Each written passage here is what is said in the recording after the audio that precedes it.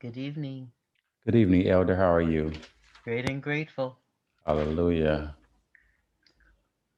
I was trying to get everything situated. Okay, we'll be getting started here. Okay. Greetings in the bonds of peace, and welcome to Ishi-1. My name is Dr. Sean Lyons.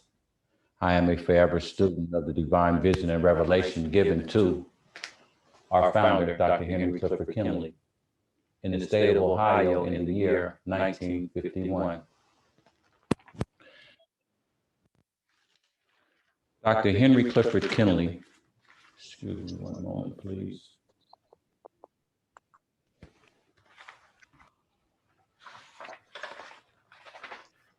You're still echoing.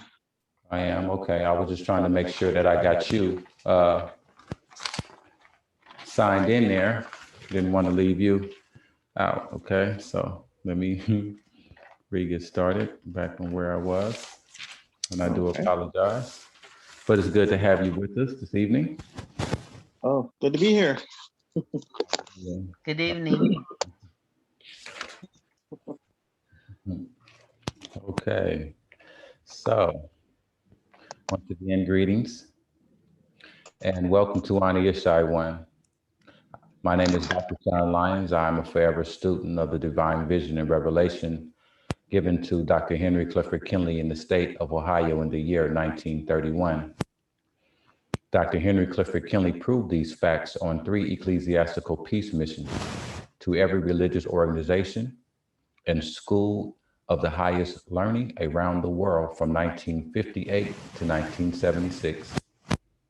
As a result of his divine vision and revelation, he transcribed this book, which is called Elohim, the Archetype, Original Pattern of the Universe. Within this publication, Dr. Henry Clifford Kinley revealed to the world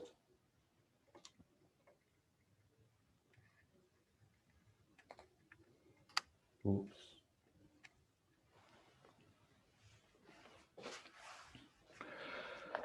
within this publication, Dr. Henry Clifford Kinley revealed this threefold intangible tabernacle that was revealed to Moses in the wilderness of Sinai. Later on, he commanded Moses to build one exactly like it, which was the establishment of the apothecary. This was revealed to John the Revelator on the Isle of Patmos, that Yahshua the Messiah was the true Eloah, Yahweh have sent by the operation of blood, water, and spirit. In Hebrews 9 and 15, reveals that Yahshua offered himself one time through his eternal spirit unto the Father to remove sin out of the flesh through his death, his burial, his resurrection, his ascension, and the outpouring of the Holy Spirit on AD 33 through AD 40 to this present day in the kingdom age. This can be found on the publication that Dr. Henry Clifford Kinley wrote on page 69 through 86 of volume 1 of the Comparative Analyst of the Apocalyptic Confirmation of the Creation. Dr. Henry Clifford Kinley also revealed in the same publication on page 129, entitled Yahweh is the All in All, that Yahweh Elohim is the substance, the limits, and the bounds of all things.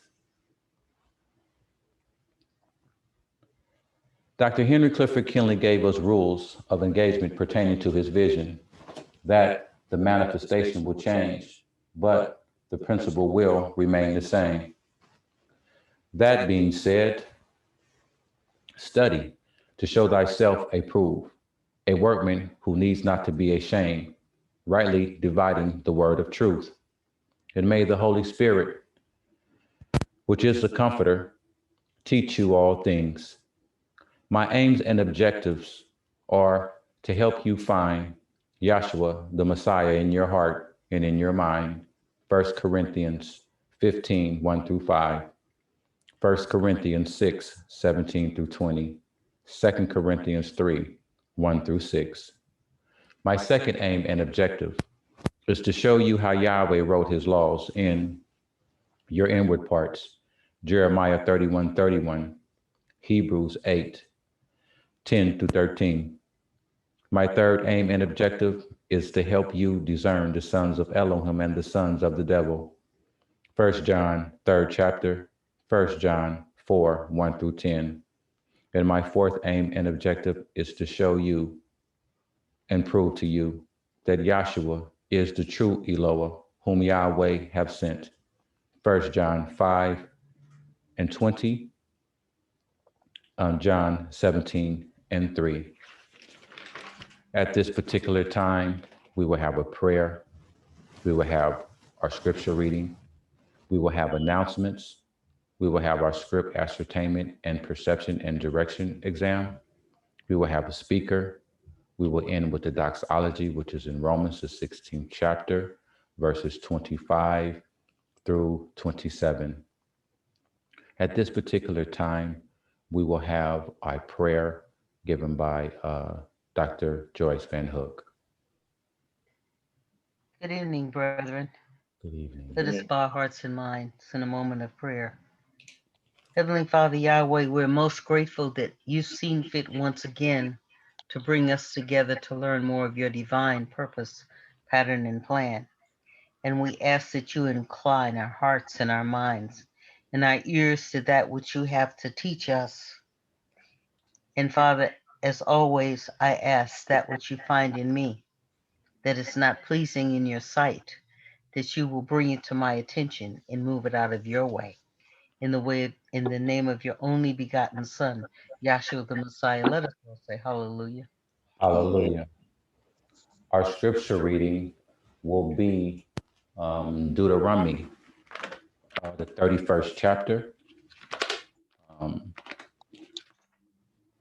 And I will be your scripture reader. I will be reading to you Deuteronomy, the 31st chapter out of the Holy Name Version Bible, critically compared with ancient authorities and various manuscripts revised by the late A.B. Trainer. And Moses went and spake these words unto all Israel. And he said unto them, I am 120 years old this day. I can no more go out and come in. And Yahweh have said unto me, thou shalt not go over this Jordan. Yahweh thy Elohim, he will go over before thee, and he will destroy the nations from before thee. And thou shalt dispose them. And Yahshua, he shall go over before thee, as Yahweh have said. And Yahweh shall do unto them as he did to Shion and to Og, king of the Amorites, and into the land of them whom he destroyed. And Yahweh shall give them up before your face, that ye may do unto them according to all the commandments which I have commanded you. Be strong and of good courage, fear not, nor be afraid of them. For Yahweh thy Elohim, it is that doeth go with thee. He will not fail thee, nor forsake thee. And Moses called unto Yahshua and said unto him, in the sight of all of Israel, be strong and of good courage, for thou must go with this people unto the land which Yahweh hath sworn unto their fathers to give them. And thou shalt cause them to inherit it. And Yahweh, he it is that doeth go before thee. He will be with thee. He will not fail thee, neither forsake thee. Fear not, neither be dismayed. And Moses wrote this law and delivered it unto the priests, the sons of Levi, which bear the ark of the covenant of Yahweh, and unto all the elders of Israel. And Moses commanded them, saying, at the end of every 7 years, in the solemnity of the year of release, In the Feast of Tabernacle, when all Israel is come to appear before Yahweh thy Elohim, in the place which he hath chosen, which he hath chose, thou shalt read this law before Israel in their hearing. Gather the people together, men and women and children, and thy stranger that is within thy gates, that they may hear, and that they may learn, and fear Yahweh your Elohim, and observe to do all the words of this law, and that their children which have not known anything may hear and learn to fear Yahweh your Elohim as long as ye live in the land whatsoever ye go over Jordan to possess it. And Yahweh said unto Moses, behold, thy days approach that thou must die.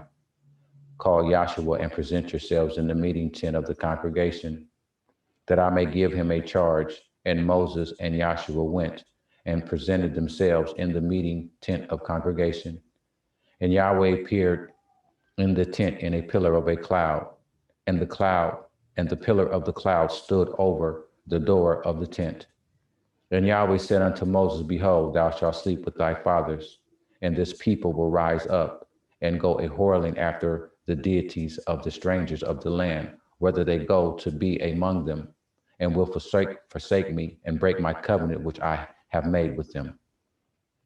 Then my anger shall be kindled against them in that day, and I will forsake them, and I will hide my face from them, and shall be devoured, and many evils and troubles shall befall them, so that they shall say in that day, are not these evils come upon us, because our Elohim is not among us? And I will surely hide my face in that day for all the evils which they have wrought, in that they are turned into idols. Now therefore write ye this song for you, and teach it the children of Israel. Put it in their mouths, that this song may be a witness for me against the children of Israel.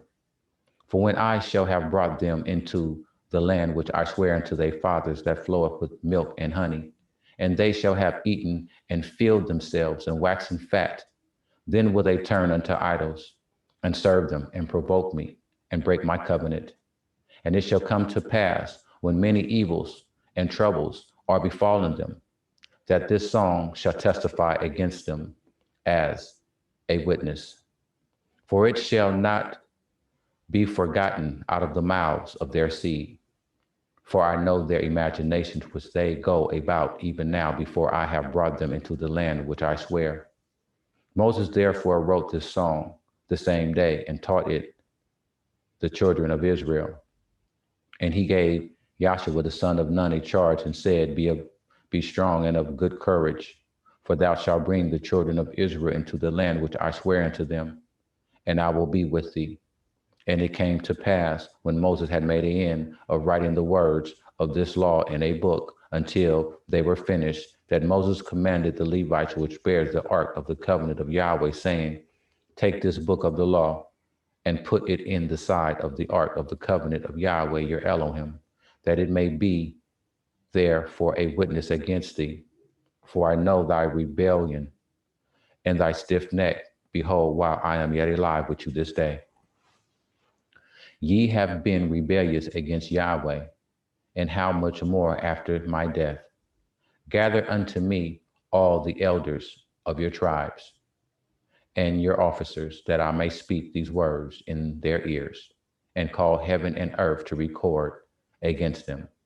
For I know that after my death, ye will utterly corrupt yourselves and turn aside from the way which I have commanded you, and evil shall befall you in the latter days, because ye will do evil in the sight of Yahweh, to provoke him to anger through the work of your hands.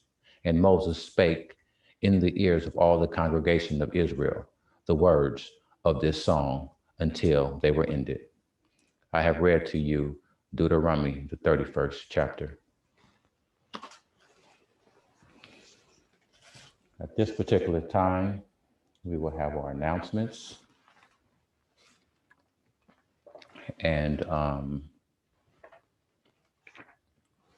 Today, announcements. I received an email from Elder Van Hook today uh, pertaining to um, Dr. Alex Bailey of the Hayward Berkeley branch, that he's home. He's doing well. He's on a liquid diet. And do not just drop by. Please call Tony first before going by to schedule a visit before going by. This email was sent to me from Dr. Joyce Van Hook, which was sent through the proper protocol of our school. I see that it was sent through our public relations director and our secretary throughout the other members of the Oakland Branch School. So that was one of the announcements. I'm glad that Elder Bailey is doing good, that he's kind of recovering. It's good to hear that news, and we send prayers out for him that he'll be doing his best, as well as our brethren from the Richmond branch. We hoping that their recovery and that they're doing well based upon their predicament and situation. Our heart goes out to them, and prayers go out to them as well. And another thing too, as far as announcements, when we look at our geography, there has been a glacier in Denali National Park that started moving in between 50 to 100 times faster than normal. It says that the National Park Services confirmed surges events near Denali. And it was what it says this was previously known as Mount McKinley. And I thought that was kind of like fascinating. And it says that that this glacier's behavior, its movements is retreating and advancing with the seasons. And it has its rest periods. It says glacier behavior can be dangerous in a climate change. Glacier surges can be unpredictable. A new behavior for glacier scientific terminology is glacier debris flow. This was researched in 2002. I found that interesting too. 2002 was at the time that Yahweh Elohim allowed me to have the vision behind me. And it says that in 2002, it says that this was researched in Russia because they had a glacier travel 11 miles at the speed of 150 miles per hour that killed 100 people. It says surges are rare events because they happen over a long period of time. They happen like in decades, and they are very difficult places to study. So glaciers are, one of the phenomena of the earth that happens, from by what is written here in the article by decades. But the report was that the glacier that's up in New Delhi National Park, they have been having surges, and they've been having it near Denali and from the Mount McKinley. And I wanted to say that, when we look at the things that's pertaining to Alaska, based upon the research that we have done, we understand that Alaska and Israel are equivalent. I'm not really sure if it's based upon the equator, but based upon some of the research, we see that they're on the same plane. So that's very, very interesting as well. We know that back in 1946, that we had a tsunami and a very big earthquake that was 8.6 over in Alaska. And based upon that, we've seen that how over in Alaska, that over the years, we keep getting events and records of things happening over there. So based upon those things that are happening are kind of like parallel to the things that's going on in Israel. So we really, we were taught to look at the news and to be able to look at these things because worldly events are things that are letting us know what's going on pertaining to what we talk about when we talk about unexplained things that happen in nature. See, so there's been a report also in Oregon that has wrought a drought there in the agricultural region. It says that it's endangering the fish species there. As well, it has been a report about countless barrels of toxic waste found in the ocean near Los Angeles that was dumped there in 1940. And then when we go to our bio, forests and trees, it says that it has been reported that based upon the evidence that they have discovered that noisy environments has affected plant and animal life. I don't know if you have ever done the test to where you have had plants in your house and you have talked nice to one plant and then you talk bad to the other plant. And then it does have effect on the way that the plants grow because plants are alive, you know. And so based upon this research, it was showing forth how that because of the noise of city life says that it's damaging the production of plants and how they grow, as well as it's having an effect on animal life, because we know that plant and animal life are synonymous with one another. See, because of what it does for the whole entire creation. As far as our oceanology, it says that since the ocean has been warming, it's making the equator waters uninhabitable for marine mammals such as whales, jellyfish, and corals. It says from research data with some 7 million pieces of data covering 661 species. This data, they have been researching it from 1955. And then as far as our astrology, we're having a super moon coming up.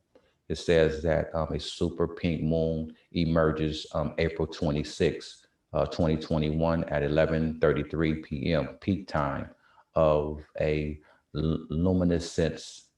And it says it's a spring pleasantry of Yahweh Elohim to be able to see this event take place in the sky. Our numerical value says that it is 90%, it's going to be 90% close to the earth.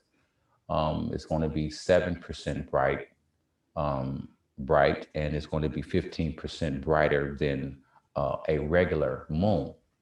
And these are things and current events that that happen that we have been following along. What I want to do is show you that as well, that when you see right here, when we go to our moon plate right here, how that we have been following the blood moons, the pink moons, and things of that particular nature, because within astrology they have they have a lot of significance in the religious world because of the new moons. Here we're showing you right here that we've been keeping dates of these moons right here. This will show you the years right here, the times that we have had them. We have picked up the one that was in September 27th of 2015 it was at 8 o'clock. That was a blood moon. We also have the one that was Abib, the 3rd at 3:30 a.m. That was a blood moon, and that was in 2013. We have the one in Abib 10th of 2014 AD, which was at 7:07. And that was at the present day Passover lunar eclipse moon that had turned pink. So what we've been doing is we've been keeping track of these particular moons, see? And then as well to show forth how we got over here, that when we show you within the waters, right here, we show you that this is the reflection, see, of the moon from here that's reflecting within the water. So all these things that are being talked about, see, what we have been doing is that we have been maintaining this research and we have them, see here on the chart. Now, as well, when it was talking about here, as far as how we have the warmth from the equator is not allowing the waters that's within the equators to be inhabitable. See, we have the whales, we have corals, we have all the marine animals that are manifesting right here to show you that when these things are happening within the creation, and we are looking at it as far as news is concerned, that all these things are biblical events that are taking place. The only thing that we haven't done was we just haven't narrowed them down to sit up and correlate them according to the scriptures. But what we will be doing that soon. See? But as of right now, as far as the announcements and everything is concerned, that would be the conclusion of the announcements. What we will be doing is as far as our script ascertainment and direction exam, what we will be doing is that we will be getting into that right at this particular time. And if we can get our textbooks, if you are in this particular version, I would like for you to go to page, I believe, 101. Let me make sure.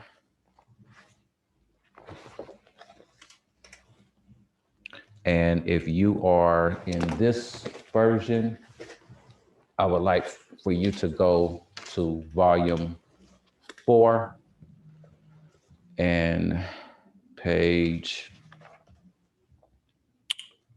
37. No, I don't want 37. I would like for you to go to, oh, yes, page 41 in volume 4. And if you are in the 1961 version, I believe that's 110, and we will be picking up the dedication. The reason why that we will be picking up the dedication is based upon some of the things that we were sharing in our previous lecture. One of the main reasons and fundamentals reasons that I would like to pick this up is because based upon what we stated about the 1,000 years, based upon we understand that the foundation of King Solomon's temple had manifested 480 years after the departure out of the land of Egypt. But what we're going to do is that we're going to go to our textbook and show you what we were talking about pertaining to that time and the 1,000 years, see, that we were speaking about. This is prophetic time, what we are talking about. And these principles are here within this lecture that we're getting ready to read to you out of our textbook. I'm going to start reading. If everybody's there, I would like to start because these things, like I say, they're very important and very, very serious that we take serious. And one thing about it is that we like to prove all things. Okay. So now it says here that Solomon deferred the dedication of the temple for 1.5 years following its completion. Because the year it was finished, according to Ursher, was a jubilee. See 1 Kings 8, 1-9, as quoted in part below, compared to 2 Chronicles 7, 8-10. This was the 9th jubilee, opening the 4th millennium of the world, or 3000 AM, wherein Solomon, with great magnificence, celebrated the dedication of the temple, 7 days, the Feast of Tabernacles, another 7 days, and the celebration of the 8th day of the tabernacle being finished upon the 23rd day of the 7th month. The people were dismissed, every man to his home. The 8th day of the 7th month was the 30th of October, being Friday, was the first of the 7th day of the dedication. The 10th day, Sunday, November 1st, was the feast of expiation,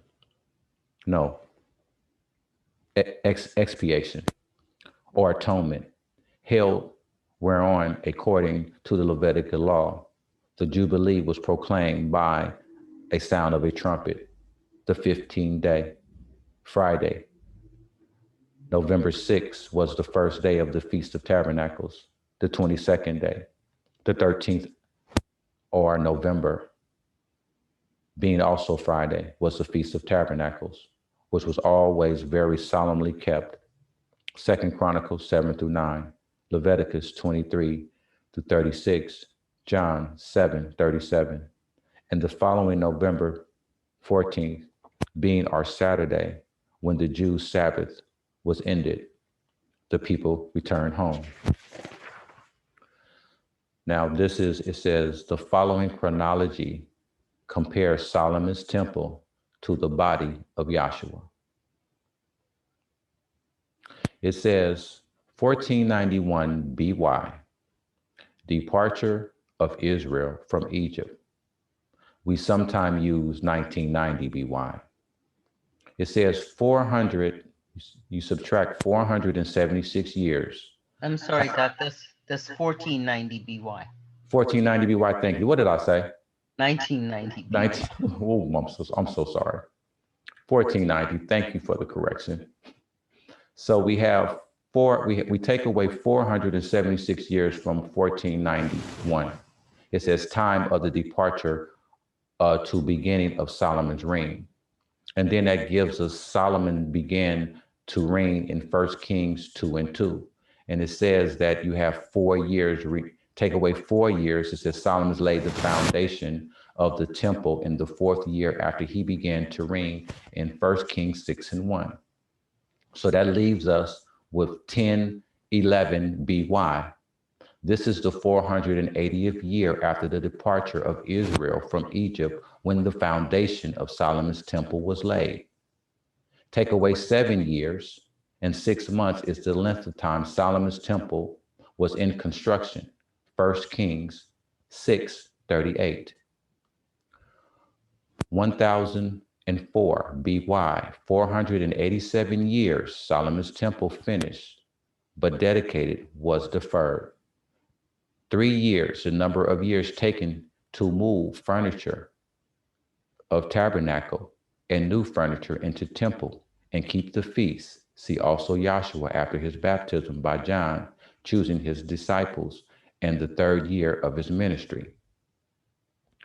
Now we have 1001 BY, which is really 1000 BY, because of the half year, the 490 years after the Israelites departed from Egypt is the time of the dedication and also the opening of the 4th millennium.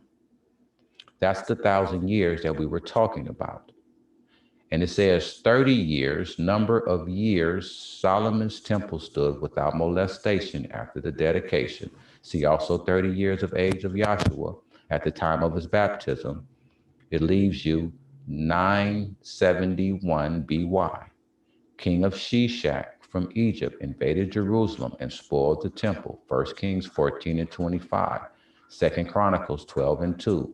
This makes a total time of 33 years that the temple stood after it was finished before being molested, whereby the temple was a figure of the total lifespan, 33 years of Yahshua, the Messiah, AD 33. The same daily routine of divine service, according to the Mosaic law, was transferred to and carried on in the temple exactly as it was in the tabernacle, only on a more convenient and larger scale. The reign of Saul, Israel's first king, was 40 years. 1 Samuel 31 and 6, Acts 13 and 21. The reign of David, Israel's second king, was 40 years. King David reigned 33 years in Jerusalem and 7 years in Hebron, making the total time of his reign 40 years. 1 Kings 2, 10 through 11. The reign of Solomon, Israel's third king, was 40 years. 2 Chronicles 9 and 30, which makes a total reign of Israel, first 3 kings, 120 years. 40 plus 40 plus 40 equals 820. Now, we go about and we read these things to show you how that when we're looking at the timetable, how that we're looking at the prophetic timetable as well as the timetable that is upon the vision. Now we understand and know that, like I said, that after the construction of King Solomon's temple, it was 1,000 years up until the time that the Messiah was born. So we don't want you to misunderstand what we was talking about when we was talking about how we was correlating the 1,000 years or that eternal day with the 480-year cycle that was manifesting during the time the children of Israel were coming up out of the land of Egypt. Here is the information to show you what we were talking about based upon that 1,000-year term we was talking about right here, so that you can be able to see for yourselves what we're talking about and how we get the information that we get. Okay? So now, basically, at this particular time, what I would like to do, because we are still picking up the David covenant, and we are in the post-diluvian age, and we're still revealing these things. Now, it was another thing that I would like to do is if we could go to in volume 4 on page 37. And I believe, Elder, in the 1961 version, I believe is either page 106 or page 109. And this is the pattern for the house of Yahweh revealed to King David. There are some principles here that we have to go back and pick up just to be able to show the authenticity of the things that we were talking about pertaining to how that we have been sharing, how that the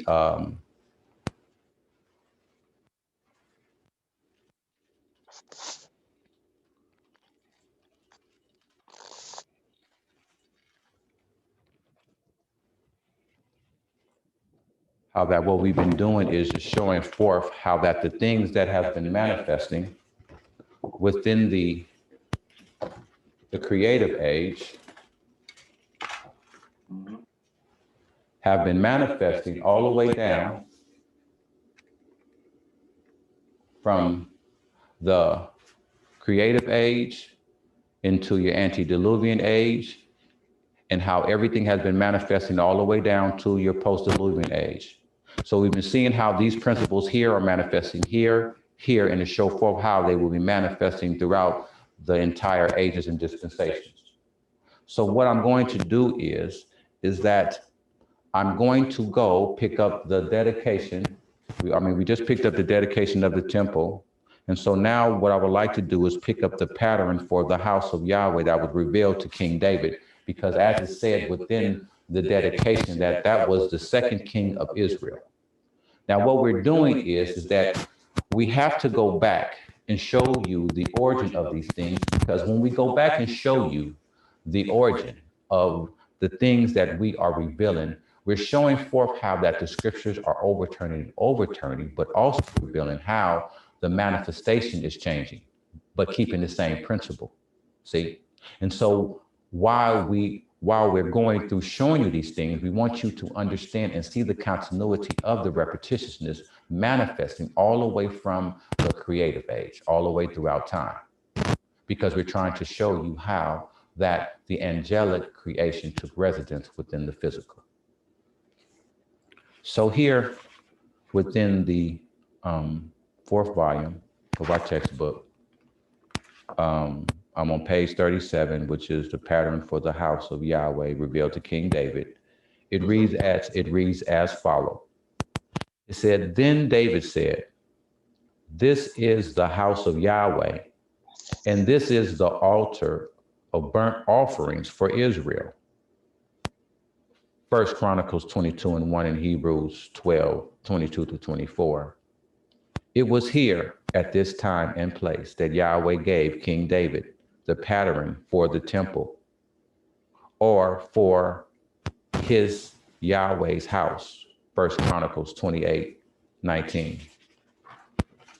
It says that Yahweh appointed a time had come for him to make known to King David the place for his house and gave him the pattern or plan for his house. David, having previously understood 25 years beforehand through the prophet Nathan that Yahweh would not permit him to build the temple. 2 Samuel 7, 5 through 9, because he was a man of war. 1 Kings 5, 3, 1 Chronicles 22 and 8. Having already purchased the land in Mount Moriah, he began immediately to make the necessary advanced preparations for the building. 1 Chronicles 22, 6 through 7, and verse 11. He also charged his prince to assist Solomon in the building thereof. 1 Chronicles 22, 17 through 19. Then David gave Solomon the pattern of all that he had received by the Spirit. 1 Chronicles 28, 11 through 12, which he explained in this way. All this, said David, Elohim made me understand in writing by his hand upon me, even all the works of this pattern. 1 Chronicles 28 and 19. Explanatory note.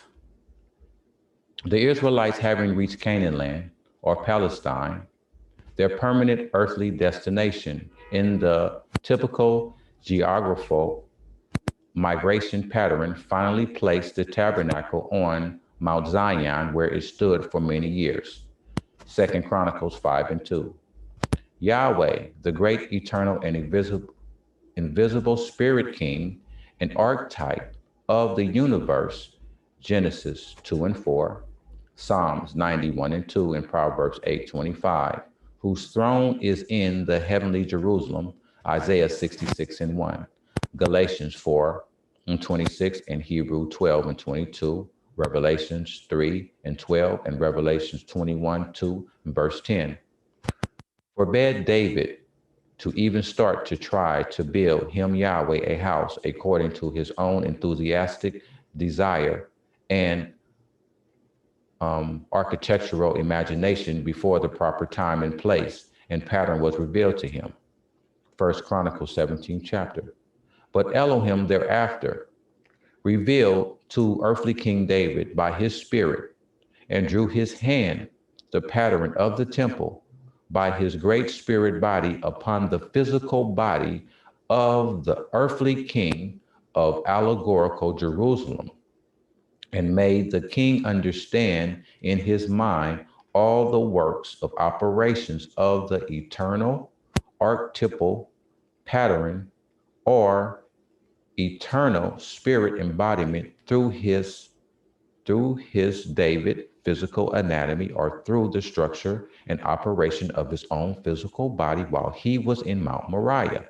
2 Kings 3 and 1, which King David was to thereafter give to Solomon his son, 1 Chronicles 28, 6 through 9, who later would build the temple. Mount Moriah is the city of Jerusalem, formerly called Salem, and Zion, the city of David, in which Melchizedek, many years before this time, had been ordained by Yahweh to carry out the functions of both king and high priest.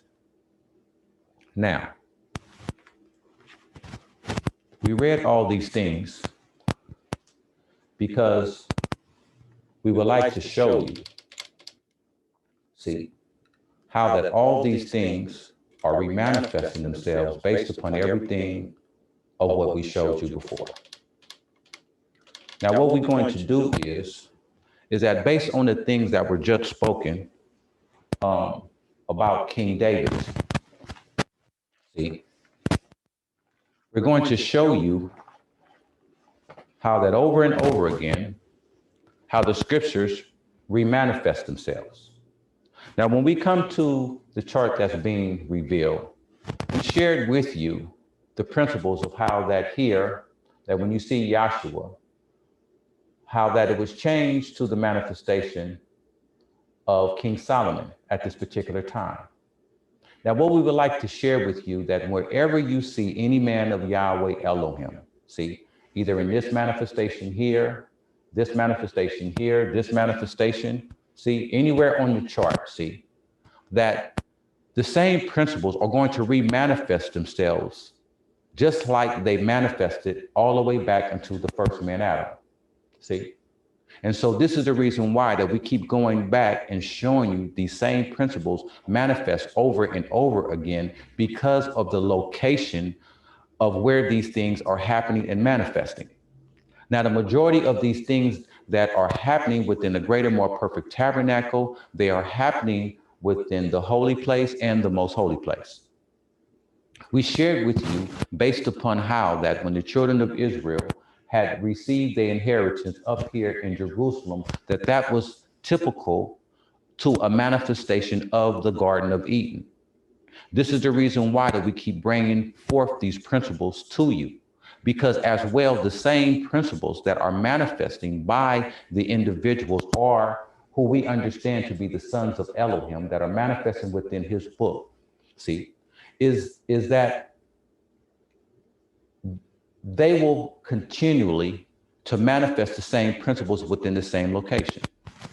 Now, that being said was this. When we go to plate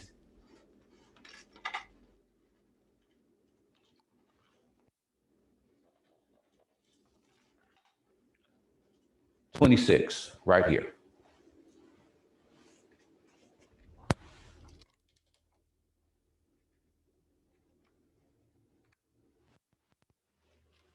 That when we look at how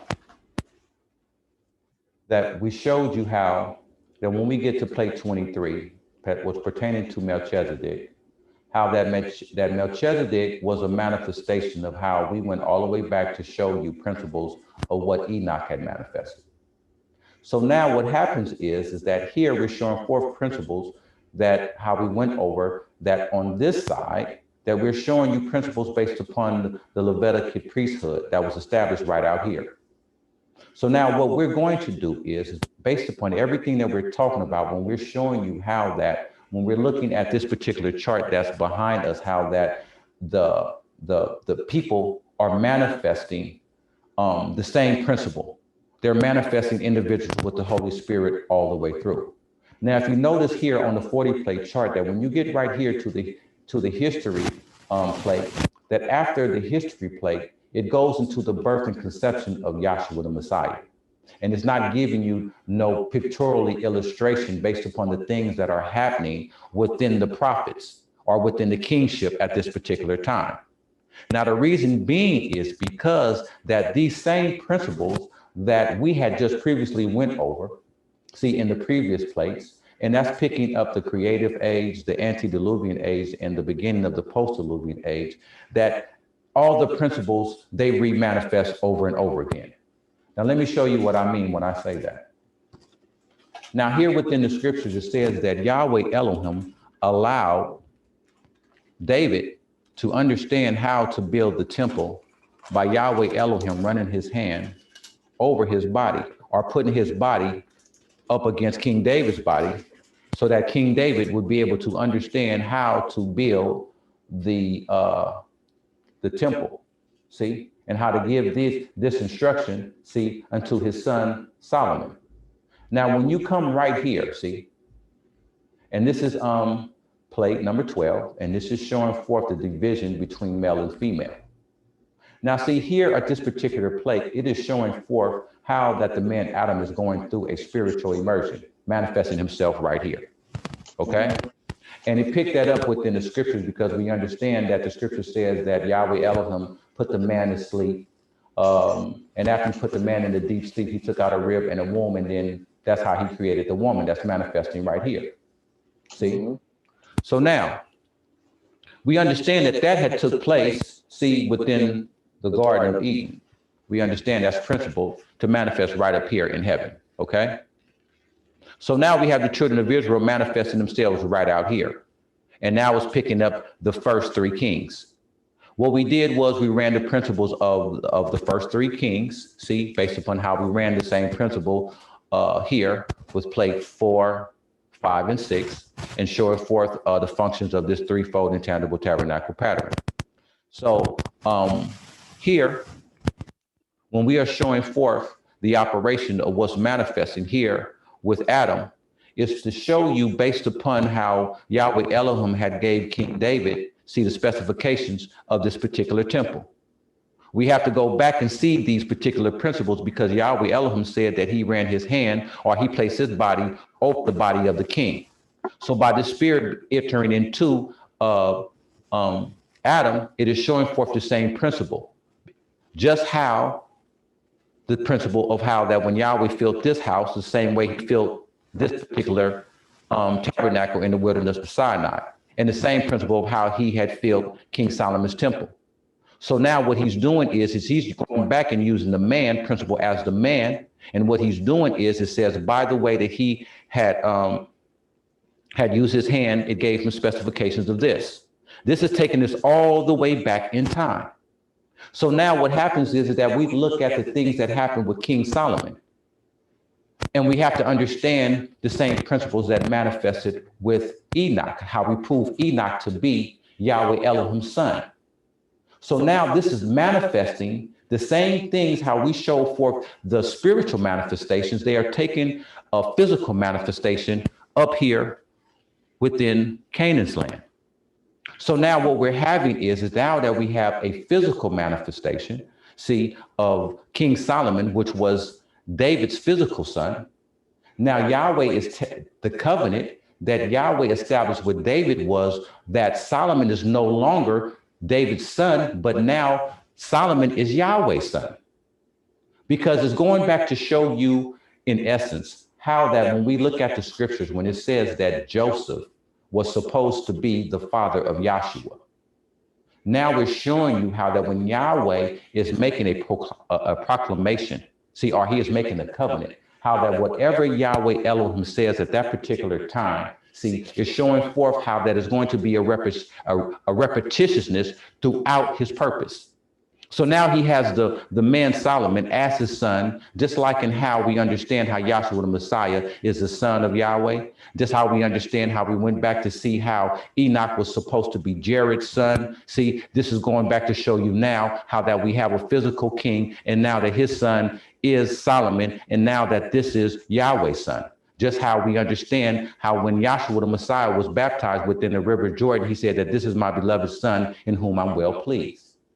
Now, these physical manifestations that are manifesting, see, that we're looking at is taking us all the way back, like I said, to perpetuate everything manifested themselves throughout time from the beginning here.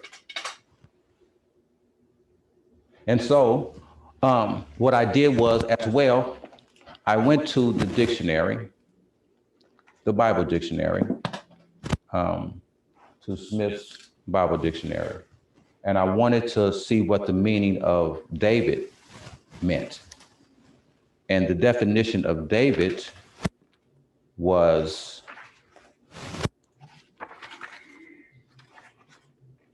well beloved.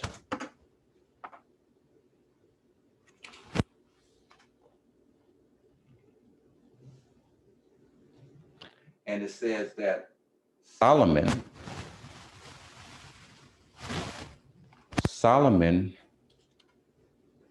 means in Hebrew, peaceful. Now, the reason why I got that, when you look up peaceful, it has same characteristics of when you look up what comforter means. Mm-hmm. And so therefore, when Yahweh Elohim said that I will send you another comforter,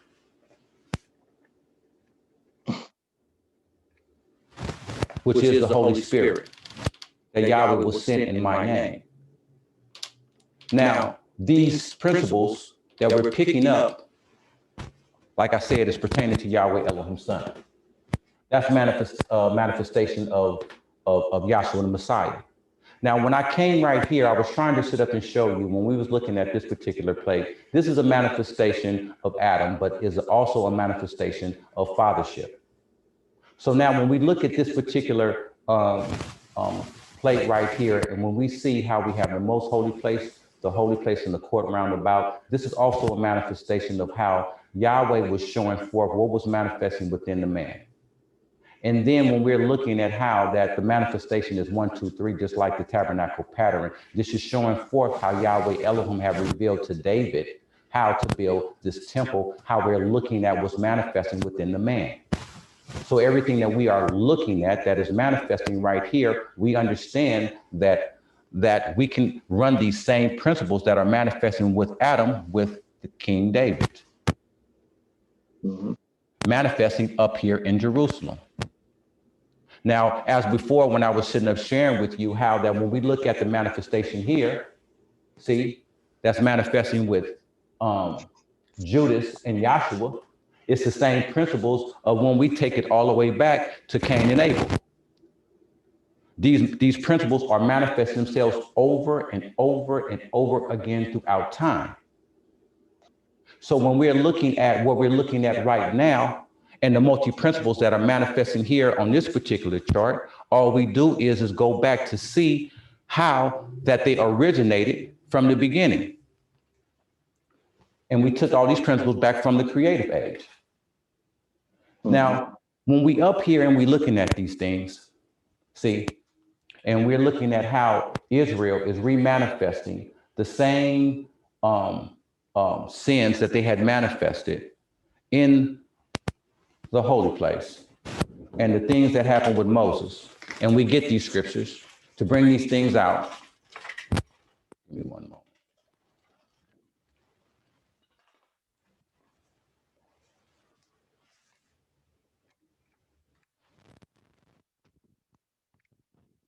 And the point that I'm trying to make is that it allows us to be able to see the principles of blood, water, spirit, and 40.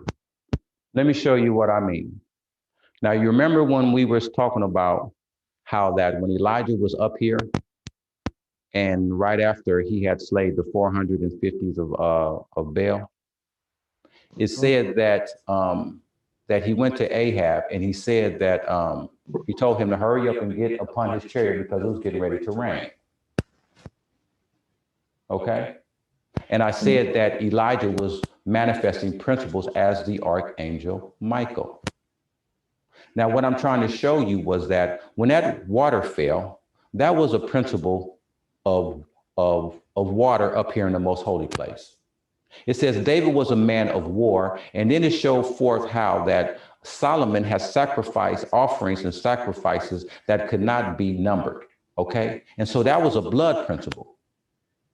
Now, if we go to Judges and we pick up Samson, Samson was one of the judges that had manifested himself right up here after the children of Israel had received their inheritance. And it said that the spirit of Yahweh Elohim would move him to do the things that he did, even though that he had a covenant with Yahweh never to cut his hair because he had the covenant of a Nazarene. You understand? Now, I know it seems kind of dry, but I have to show you how that, first off, we have spirit, because we have to go to plate 5 to show you how that the spirit of Elohim moved upon the face of the deep. So therefore, since it was the spirit, see, that had moved Samson into doing the things that he was doing and show forth, you know what I mean, with his hair being his strength, see, that's showing forth how that we pick up a spirit principle. Now we pick up a blood principle because we just showed you how Solomon had offered up sacrifices because he was a manifestation of the Son. And then we had correlated the things that he did and him and that to the temple and the sacrifices. And so now we showing forth that within the reign of the king, showing forth the principle of 40, that we're showing you the principles up here of blood, water, spirit, and 40 that's manifesting throughout the post-diluvian age with different characters. But each and every last one of the characters are sons of Elohim that's manifesting up here, and that's manifesting these principles right up here in the most holy place. So it's showing you how we cannot negate these same principles, but yet and still see how Yahshua Messiah came in to fulfill every last one of these principles. We understand that Yahshua Messiah came in to fulfill the vows of the Nazarene, pertaining to right here when he was being baptized by John the Baptist in the river Jordan. He was bald here. We understand that within 3 years, he couldn't shave his beard nor his hair. And that's going back to picking up, like I said, the judges up here. We already know how that he was the last son of David. We understand how King Solomon had manifested the principles of King Solomon had manifested the principles of Yahshua the Messiah pertaining to the covenant, the David covenant that was manifesting right up here. See? So now what happens is that all these principles must remanifest themselves, because what's happening is that pertaining to the history, that with these 490-year cycles is going to be the determination when the Messiah is going to come in and fulfill all these principles based upon the things that were written within the laws and the prophets concerning him. So now, based upon that, we are in the kingship, we have to pick up these 400 and these 90-year cycles, because these 490-year cycles is showing forth the Messiah every time that he is manifesting himself in the flesh upon the earth plane, in type and in shadow, up until the time that he came in to fulfill everything. And see, everything that had manifested here had to remanifest here. And these books that was written about the kings, see, was written by Ezra, because Ezra was the head scribe at this particular time, who Yahweh Elohim had revealed these things that took place up here, just like how Yahweh Elohim had revealed to Moses everything that happened with the partridges and the days of creation. Because up until that time, nobody knew how the creation came into existence. And up until the time that Ezra had wrote the Chronicles and the things pertaining to the kings, you understand what I'm saying? Didn't nobody understand or know anything about the manifestation of what took place after Yahshua the son of Nun came up here and gave away the inheritance to the children of Israel. Because Yahshua the son of Nun didn't write his own book. He couldn't do that. The creation has to testify of him. His creation has to testify of him. So this is the time that when we look at these things that's pertaining to the kingship, it's taking us back to the creative age. And like I said, that the sins of the people was choosing a man instead of, like how it says within the archetype, instead of the invisible king, which was Yahweh Elohim. That's why when we come back and we look at the history chart, and we're looking at the dream of Nebuchadnezzar, and we're seeing how that cloud is all around this man right here. See? And we know that that's a manifestation of the beast man of sin. That cloud around that man is showing forth how Yahweh got his enemy in control. He can't get outside of the cloud.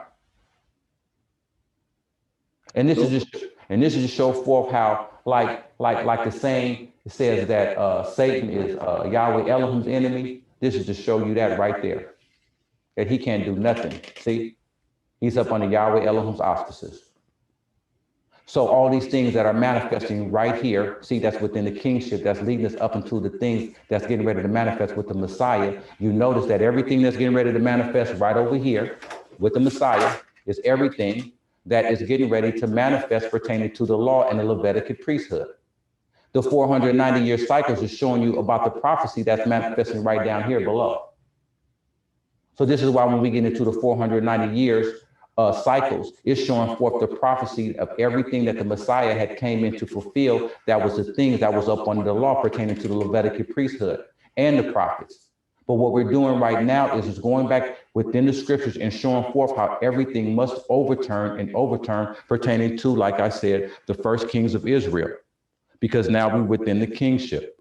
Now, based upon the sins of the man, when we look at what happened with the man in the Garden of Eden, is remanifesting all again with the kings. Manifesting again, because look at where they are, right here. So now you must see these same principles.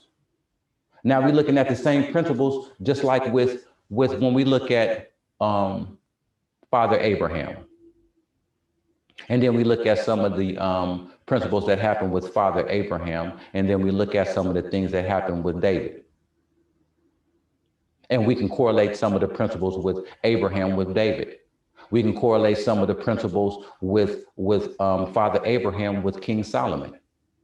but some of them are in reverse.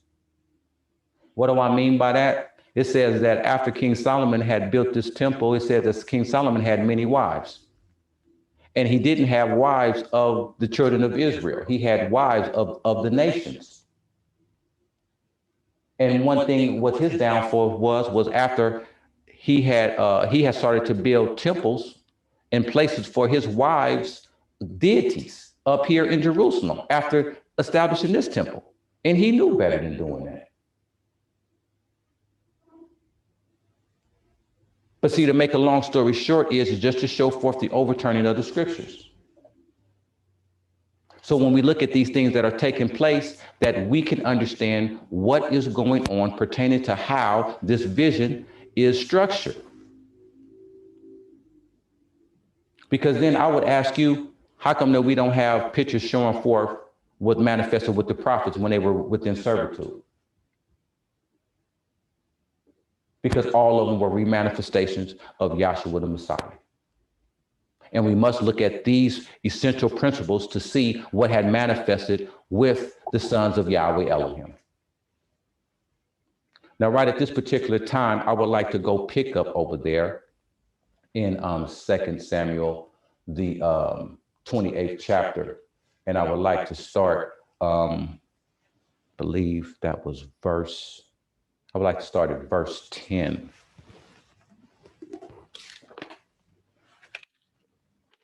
One second.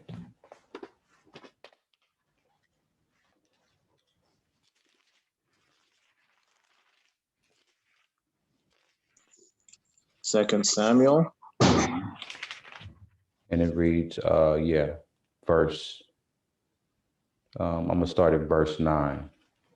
It says, but a prophet of Yahweh was there, whose name was Obed, and went out before the host and came into Samaria, and said unto them, behold, because Yahweh Elohim of your father was wroth with Judah, he hath delivered them into your hand, and ye have slain them in the rage that reaches up into heaven. And now ye propose to keep under the children of Judah and Jerusalem for bondsmen and bondwomen unto you. But are there not with you, even with you, sins against Yahweh, your Elohim? Now hear me therefore, and deliver the captives again, which ye have taken captive of your brethren, for the fierce wrath of Yahweh is upon you. Then certain heads of the children of Ephraim, Azariah, the son of Johanan,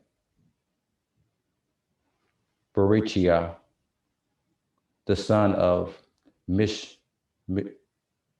Shelmoth, Jehazakai, the son of Shalomon, and Amos, the son of Hadadai, stood up against them that came up from war, and said unto them, ye shall not bring in these captives hither, for as ye have offended against Yahweh already, ye intended to add more to our sins and to our trespass. For our trespass is great, and there is fierce wrath against Israel. So the armed men left captive and the spoil before the prince of all the congregation. And the men which were expressed by name rose up and took the captives, and with the spoil clothed all that were naked among them, and arrayed them, and shod them, and gave them to eat and to drink and to anoint them, and carried all of the feeble of them upon asses, and brought them to Jericho, the city of palm trees, to their brethren. Then they returned to Samaria. And at the time did King Ahaz send to king of Assyria to help him. Now, right there, we just seen the same principles manifest again. Now we have them that were clothed, they was naked, just like how they were naked in the wilderness of Sinai when they had thrown up that golden calf. This is the same thing that's manifesting again right up here in Jerusalem. See? So now they was naked right out here. Yahweh Elohim said that he clothed them. It's sitting up talking about the great sin that they had sinned. See? And it's showing forth, it says how that Ahaz, he was 20 years old when he began to reign. He reigned 16 years in Jerusalem, but he did not that which was right in the sight of Yahweh, like David his father. It's for he walked in the ways of the kings of Israel and made also molten images for Balaam. Now, like I said, when the people chose a man to be their king, it's going forth to show you how that when the man Adam had transgressed, it showed forth how all died in Adam, the whole entire world.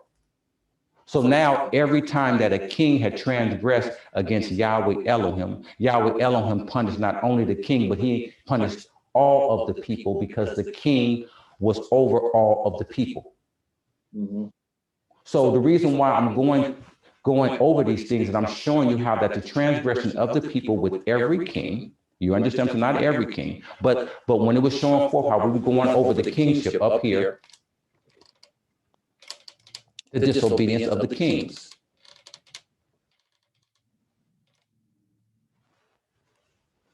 That had manifest right up here, which was the sons of Belial.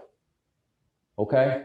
So like I said, every time that a king sinned, you understand what I'm saying? Yahweh Elohim had persecuted the whole entire land, and then he had sent a prophet, you understand what I'm saying, to deliver the people of their wrongdoings. Every time, because you had to understand that the common people were made priests.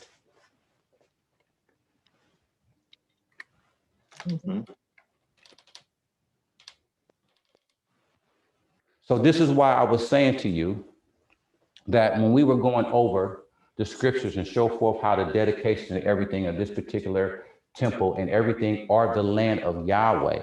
The land of Yahweh was spoken by him. Everything that consists of the land, everything that was within the land, everything had a spiritual significance.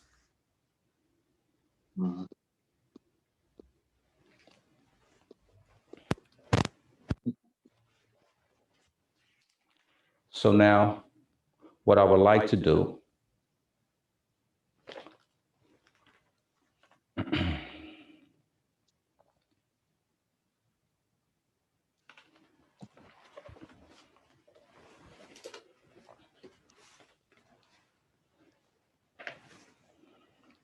I want to pick up some more principles in Chronicles. I want to read to you over in Chronicles 1. I'm trying to do a lot of reading. I'm trying to set you guys up for something, because what I'm trying to get into is kind of hard to lay this foundation, because I'm trying to sum up a lot of history, a lot of writing of the prophets, and trying to sum it up real small so that once we get into the Messiah and start to see some of the things that he fulfilled, it won't leave our audience so out there not being able to understand the place of origin based upon us picking up the principles of the kings and then being able to pick up the principles of what the prophets were manifesting in their books at the time that they were writing them. See, because it was a time that they was writing, like when you look at what Isaiah was doing, Isaiah, before he was in servitude, see, he wrote a lot of things that took place. And then after that, it shows forth how he took off the veil of the flesh. Then another king arose. And then we have another book of the prophets. And then this timeline is going all the way down, because some of the timeline is picking up when Nebuchadnezzar's father had came and invaded Jerusalem and took a lot of the people out. And then we're seeing how Nebuchadnezzar came in right after his father, see, and conquered Jerusalem and took people out. And then during these times, you understand what I'm saying, this is how the book of the prophets was being written, based upon everything is getting ready to take place because the prophecy of Yahshua Messiah is getting ready to come in fruition. See, now the reason why that I'm going back and I'm picking up principles of David and Solomon and things of that particular nature is because this is laying down the foundation of the kingship. Yahshua Messiah is the last king of Israel. He is also a manifestation of Melchizedek. So I'm trying to go back and grasp many principles as possible, because once we start to get into the fulfillment of Yahshua the Messiah, it's going to be some principles because things are going to change again. Like I said in my previous lecture, that I'm trying to build us up for the translation of the kingdom of Yahshua the Messiah. And me trying to gather all these principles here, there, in different parts of the book, so that once we conglomerate the principles together, so that we can be able to run, once we do the translation of Yahshua's kingdom, that all the principles will just run through smooth. So this is the reason why some of these things that I'm gathering is kind of choppy right now. You know what I mean? We've been having a lot of good nights. You understand what I'm saying? So, you know, a little rough night, you know what I'm saying, won't do us too bad. We're just going to dust the dust stuff off of us and keep on going, because the main point and objective is Yahshua the Messiah. And that's what we're trying to convey and to show you how that from the beginning, all he did was manifest himself all the way through his creation. So now we already showed how that spirit law, which is his laws, manifested within the creation. So now we're seeing his purpose perpetuate itself through the characters that he's using.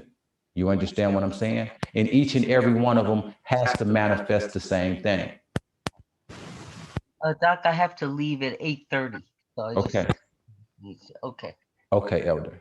So now where I'm at is I'm in Chronicles, and it says that and Solomon, the son of David, was strengthened in his kingdom, and Yahweh Elohim was with him and magnified him exceedingly. And Solomon spake unto all of Israel, to the captain of thousands, and the captains of hundreds, and to the judges, and to every governor in all of Israel, the chief of the fathers. So Solomon, all of the congregation with him, went into the high place that was at Gideon. For there was the meeting tent of the congregation of Elohim, which Moses, the servant of Yahweh, had made in the wilderness.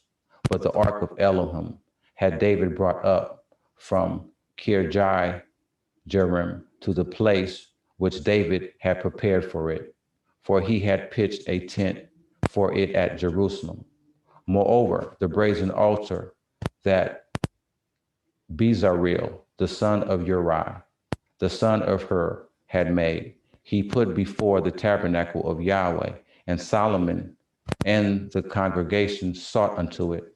And Solomon went up thither to the brazen altar before Yahweh, which was at the meeting tent of the congregation, and offered 1,000 burnt offerings upon it. In that night in that night did Elohim appear unto Solomon and said unto him, ask what I shall give thee. And Solomon said unto him, Thou hast showed great mercy unto David my father, and hast made me to reign in his stead. Now Yahweh, O Elohim, let thy promise unto David my father be established, for thou hast made me king over a people like the dust of the earth in multitude. Give me now wisdom and knowledge, that I may go out and come in before this people. For who can judge this thy people that is so great? Now, right here again, this is showing forth how Yahweh Elohim had came and manifested himself to Solomon at this particular time. When we go back and we look within the scriptures, we understand that every one of Yahweh Elohim's sons or prophets, Yahweh Elohim had manifested himself to them. And when Yahweh Elohim had manifested himself to each and every one of his sons, it had changed them and had changed their life. And it changed them in so much that it was no longer them manifesting, their own purpose. It was them manifesting the purpose and will of Yahweh Elohim. See? So, I don't know why I've been going this way, but all I can do is just go the way that Yahweh Elohim have me go. See?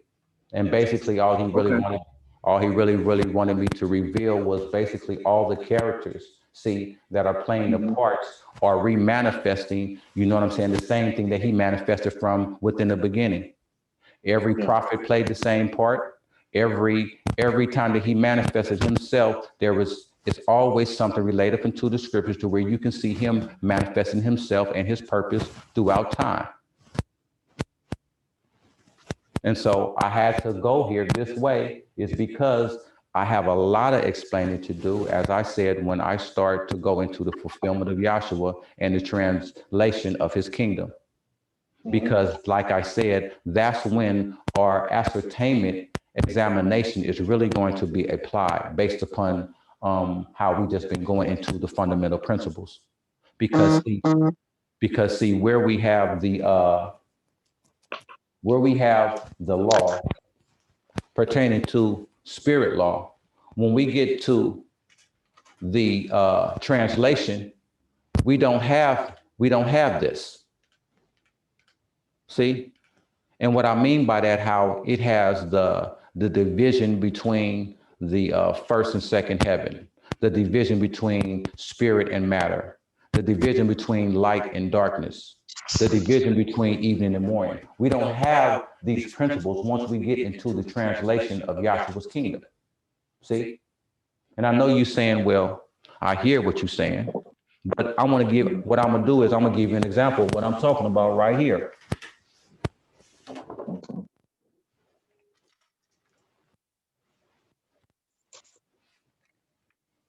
Now, right here, when we look at this,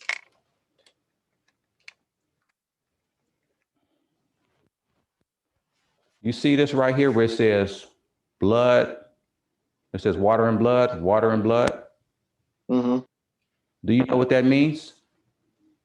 And we come right here to the three witnesses that bear record in heaven, right here.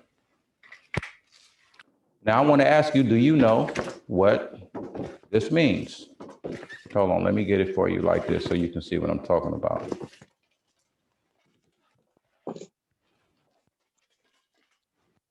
Well, from what I know is from the soldier that pierced Yahshua on the side, and the altar of sacrifice and the brazen laver. Mm-hmm. And see, now that's normal. You understand? That's normal. But see, that's not what it's talking about. Okay. That's not what it's talking about. See? It says right here, now it's running the principles, it's saying blood, the altar, and it says water, the laver. You understand what I'm saying? Now we know that these are the principles that's laid down within the tabernacle pattern, right? But these are not the principles that are pertaining to Yahshua's kingdom and the translation. And I'm just going to show you what I'm talking about. Okay. What this water and what this blood means, we have to come right here to the Pentecost plate. And what is showing you right here, that it is the washing and regeneration of the spirit. Okay. It's right here. Mm-hmm. But every time you see water and blood, you're thinking about the principles that are pertaining to the, that's manifesting within the court around about. You understand what I'm saying? And these are principles that are manifesting within the court around about, but I'm talking about, you thinking about them are just principles that are pertaining to the tabernacle pattern. You understand what I'm saying?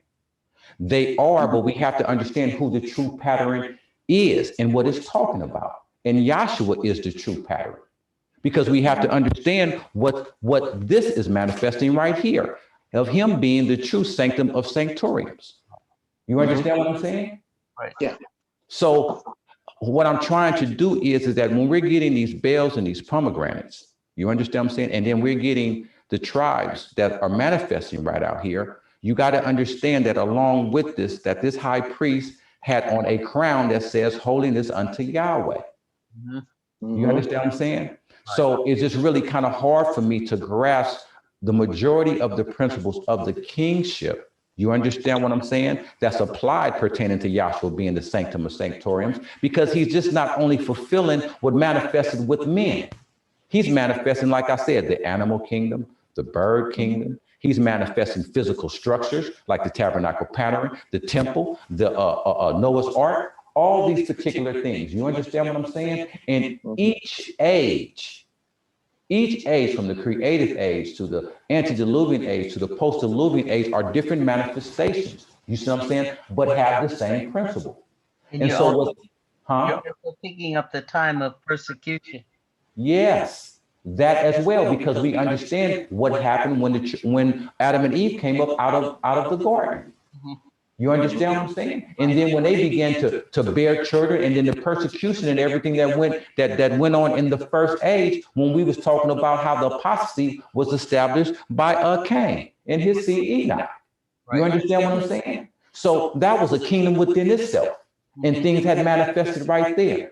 And then there was a time even there when the sons of Elohim had to present themselves before Elohim, just like how the children of Israel had to manifest themselves before Elohim at this mountain right here. You understand what I'm saying? And so what happens is that we're going back and we're picking up all these things and all these principles, because see, when we start to read all these things pertaining to Yahshua the Messiah, about the time frame when he had to go up here, he had to do his census and things like that. You understand what I'm saying? We got to pick up all these things because it's very, very important, because there's principles that are pertaining to these things about the apothecary that we have to pick up so that it'll make sense along the line when we're going off into the scriptures and showing forth how he fulfilled it. Yeah, and you have to see what happens after the washing of by the word of regeneration. That's right. Right.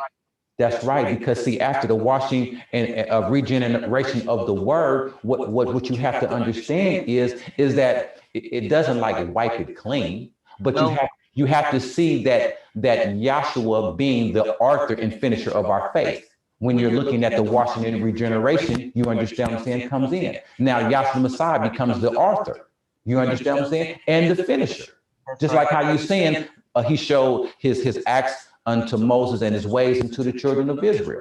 So now what we got to do is that when we're looking at these things now, after the washing and regeneration of the Spirit, we got to see how Yahshua is writing his story in the hearts and minds of man, just like how they was written throughout time, throughout the ages and dispensations, how they were about men. Because that takes us back to Proverbs 8, to where Yahshua said that his delight was the sons of men.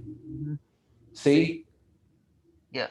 And again, as I said, when the Messiah was walking around with the disciples before they understood, and they wanted their place in the kingdom, and they wanted, to know.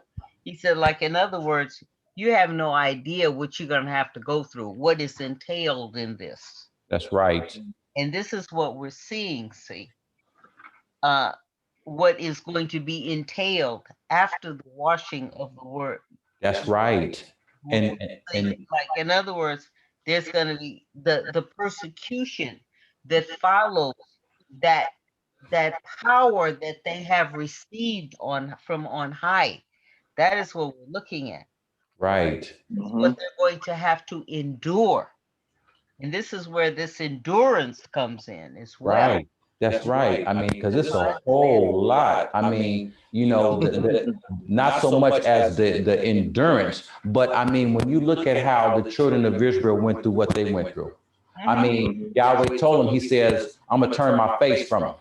But see, when he turned his face from them, just like how it says, he says that I treated you like a husband who threw his wife away. He says, but now I'm going to get you back. I'm going to clean you up. I'm going to betrothal you again.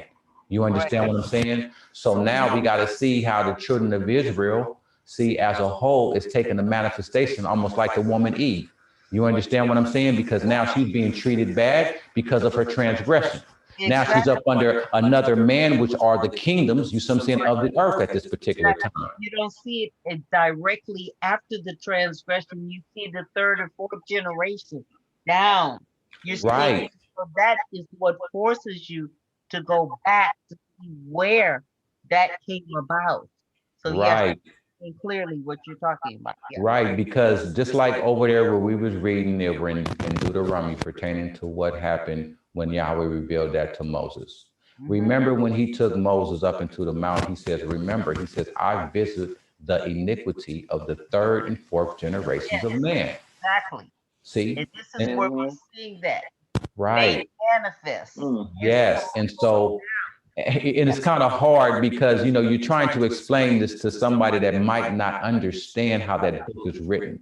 And so you're trying to go and pick up these principles to show how that Israel, see, based upon what happened in the beginning. You see what I mean? You have to see how the manifestation is changing from them being the son to the bride, from the bride to, you understand what I'm saying, to the sonship. You understand what I'm saying? And then it's switching over, you know, and then you have to see how the kings are not just playing kings and priests. They're playing fathers of the whole entire 12 tribes of the children of Israel. And because of the father's disobedience, you understand what I'm saying? It goes all the way down to where Yahweh says, I'm not going to allow the father's sins to come upon the son. All that has changed down the line. You see what I'm saying? So what I'm trying to do is get that diversity of when it changed with the structure of the children of Israel opposed to the laws and ordinances of the law. Right. In other words, this is where you become accountable. Yes. That's what we're talking about. Right. Where and you then become accountable. Right. And then the accountability to where the accountability is personal and then it's taken away from the masses. You see what I'm saying, of people. Because he just judged the whole entire 12 tribes of the children of Israel. And then once they separated and split, he says, I'm judging Judah and Israel. You understand what I'm saying? And then it was two. But then you had to understand the tribes that were up under the quote of he said Judah, and then when you understood when he said Israel. Because remember, it was sometimes he says, I'm judging Samaria. In Samaria, he was talking about the 10 tribes of the children of Israel, because remember where David has set up, you understand what I'm saying? His kingdom in Samaria where he ruled.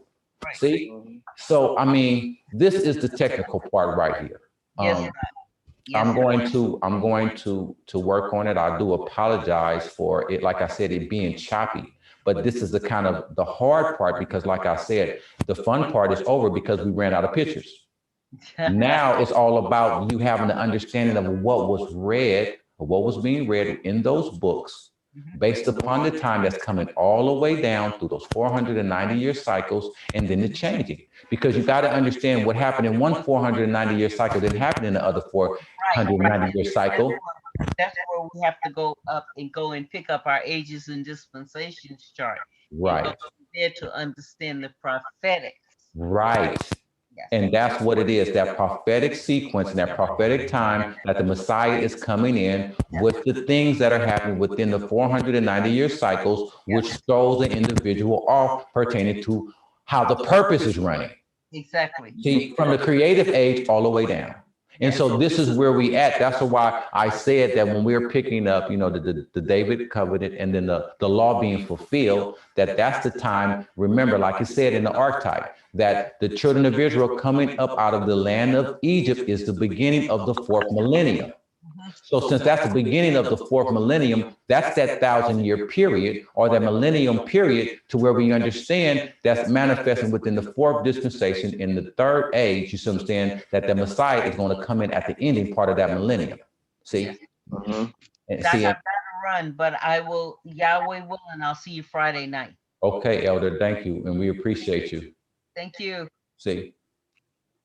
So now, you know, these are the things that we're trying to line up and establish, because like I said, when we get into the translation of the kingdom of Yahshua the Messiah, that's, like I said, when everything it gets tricky, because see, now we have to apply the perception exam, opposed to just, going over the fundamental principles.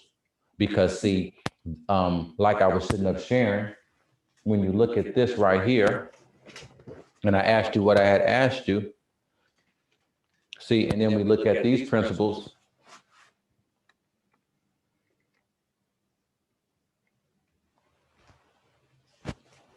We got to get off into these principles right here. You understand what I'm saying? See? And see, these are hearts within a heart, within a heart, within a heart. You understand what I'm saying? Yeah. And see, these manifest because of what manifests within the beginning. And Yahshua say that I can do nothing but what I see my Father do. You understand what I'm saying? Huh? It's the same heart.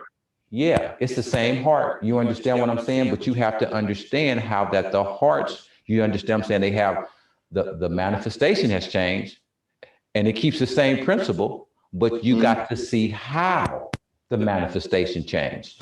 You understand what I'm saying? And the principles that's manifesting within here pertaining to how the spirit law was applied in the beginning. See? Yeah. So, this is one of the times, you know what I'm saying, when it gets really, really critical, because we have to do a lot of explaining because of the transition of how that the vision is going into its transition based upon when it gets to our history. Yeah. And the history is no more but talking about the things that took place to what we understand about the law and the prophets, And I really do apologize, man, you know what I'm saying, for tonight.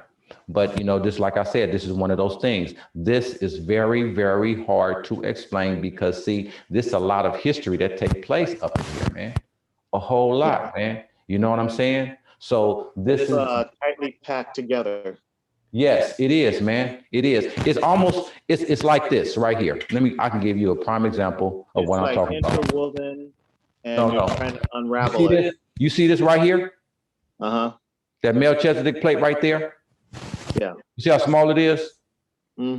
But see, we understand that when we look at how the man came up out of the garden, we see we got the flood right here. Then we picking up the promise of Abraham and Melchizedek. But you see how small this plate is, but it's so much in there. You understand what I'm saying? See, and then when we look at the other chart, that they just put the piece of the 40 plate chart in here. You understand what I'm saying? To speak for what happened, because I was picking up the promise. Yeah. You understand what I'm saying? So this is the part to where it has so many principles that, man, I mean, just to try to just keep one and run one is just really, really, really complicated. That's why I kind of went back to the chart, and I was showing forth on a larger scale, just trying to give an explanation on that. Whenever you see any male on this chart, and we're picking up, I don't care where we are. You understand what I'm saying? This is a man of the Holy Spirit.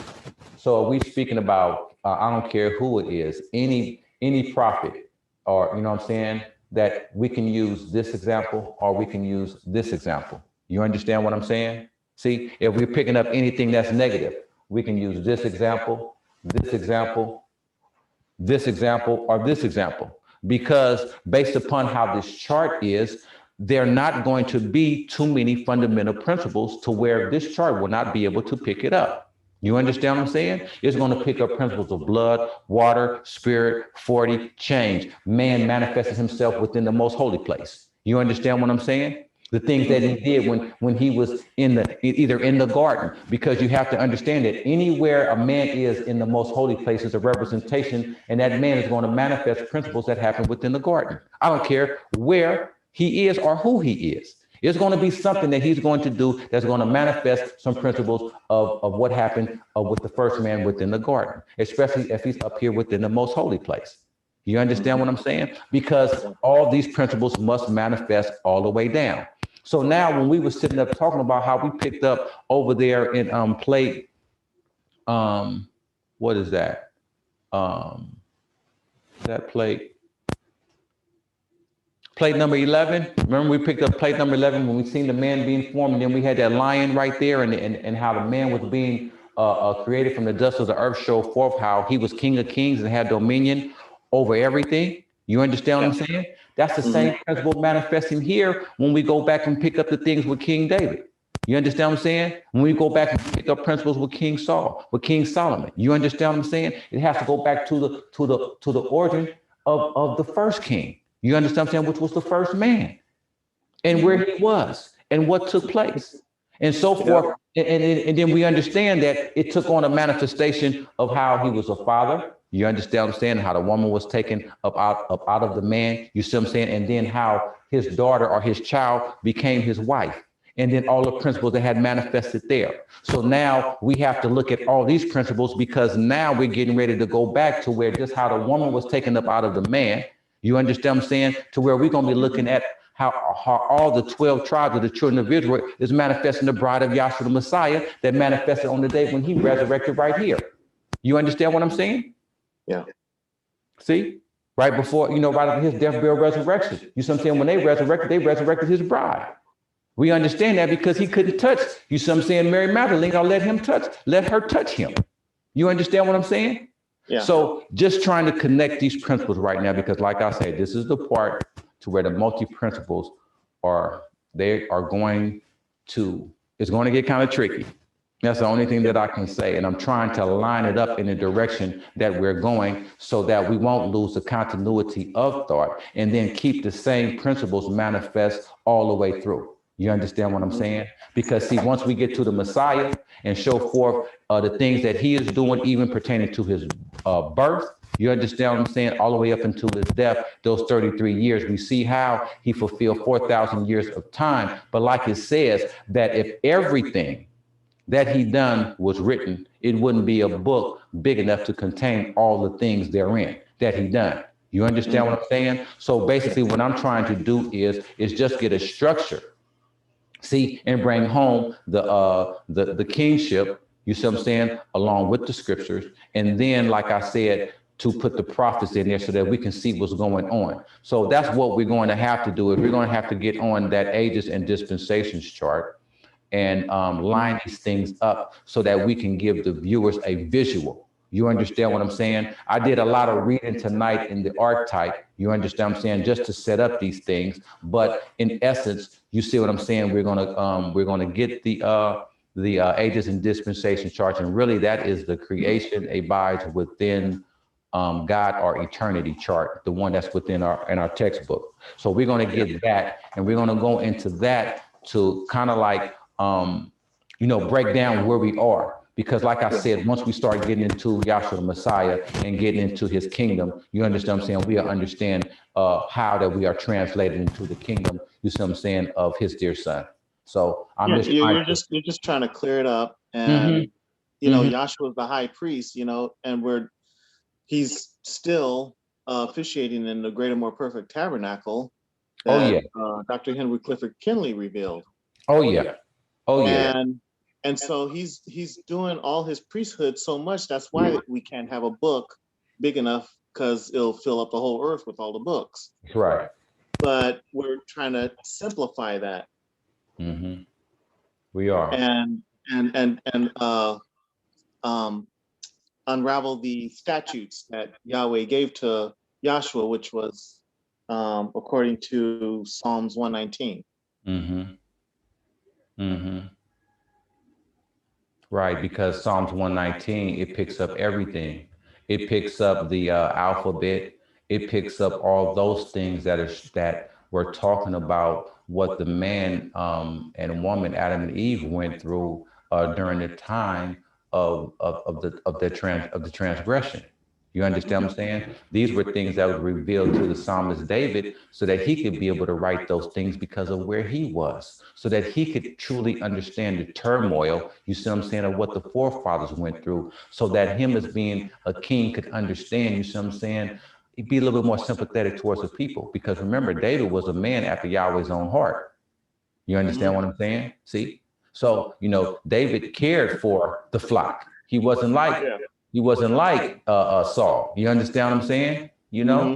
But, hey, what I'm saying? David was a man, you know what I mean? He had his faults, he had his shortcomings, but at the same time, he fulfilled everything pertaining to his obligations to Yahweh, like how he was supposed to. He couldn't do no more than what he done. You see what I'm saying? That's why all the great things that he done was documented, you see what I'm saying, in those books.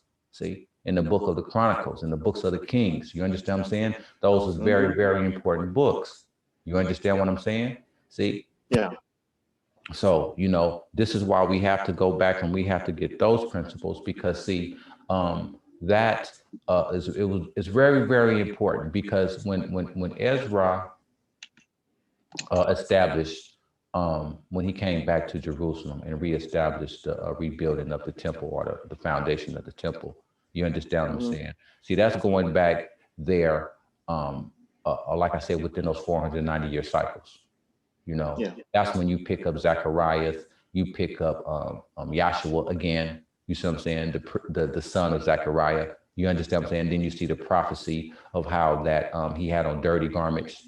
You understand what I'm saying? His garments was taken, and then how he had to put on new garments. You see what I'm saying? See? Yeah. And then the things that he went through with Lucifer. You understand what I'm saying? All these things have to re-manifest again. The story has to be told over and over again for the time that it is in. That's why within the ages and dispensations, like I say, we look at the overturning and overturning based upon the things that happen within the age and dispensations, to where you might run out of things to look at. Why? Because it ought to be repetitive, because you've seen them all the way, you understand what I'm saying, from the beginning up until where we are now. You understand what I'm saying? See, that's why, like I said, you see one man here, and then you're looking at 4,000 years. You understand what I'm saying? To where you see like he's big here, and then he's way back in the background, because all this is manifest time all the way to here. Yeah. You understand what I'm saying? From the first Adam to the second Adam, all that is time frame. That's time frame from Abraham to Joshua. That's time frame. You understand what I'm saying? That's 42 generations. This is 21 generations. But we got to go 21 generations to the 42 before the totality of it would be 63 generations from here to here. You understand what I'm saying? Yeah. See, it's just a whole lot, man. It's just really, really a whole lot, Just like when I was going over and I was reading the holy names. You understand what I'm saying? I'm really hoping that the viewers, they understood what it was talking about when I read the meaning of Gabriel. Gabriel means the man of Elohim. You understand what I'm saying? And that's the one who was Yahshua's father. You know what I'm trying to say. Yeah. But you got to understand how Elohim took on these different manifestations within his creation, man. It's just phenomenal. You understand what I'm saying? How he did it. And so we're trying to that's the main word. We were covering that the other day. How he did it, man. And that's what we're doing. We're trying to keep tabs and follow the Holy Spirit. We're following Yahshua, the things that he did. You understand what I'm saying? And sometimes to try to put words on the things that he did is really challenging sometimes. You know what I mean? And then, sometimes our state, some days, you know what I'm saying, we're stronger than other days. You know what I mean? Today I'm having a little challenging day, a little tired, just a little tired, but it's nothing that, the gospel can't handle. You understand what I'm saying? But, when you're trying to explain some things and you're limited to, I guess, visual aid, then you have to take for granted that the people who are listening have some type of validity of the scriptures to be able to see and understand the things that you are talking about and how that they are repeating themselves, remanifesting themselves. You understand what I'm saying?